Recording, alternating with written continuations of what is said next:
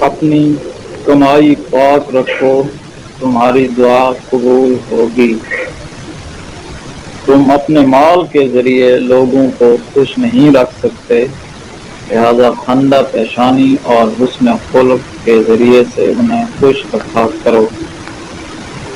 بہتر ہے وہ شخص جو دیر سے خفا ہو اور جلدی راضی ہو، اور بدتر ہے وہ شخص جو جلد غصہ میں آ جائے اور دیر سے راضی ہو۔ سچی اور میٹھی بات بھی صدقہ ہے،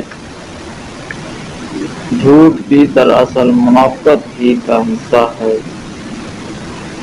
شرافت نصب بھی ایک نعمت ہے، جو شخص نرمی کی صفت سے محروم کر دیا گیا وہ سارے خیر سے محروم کر دیا گیا۔ ایمان کے بعد بڑی نعمت نیک عورت ہے۔ برے دوستوں سے بچو، کیونکہ وہ تمہارا تعارف بن جاتے ہیں۔ آدمی اس شخص کے ساتھ ہے جس سے محبت کرتا ہے۔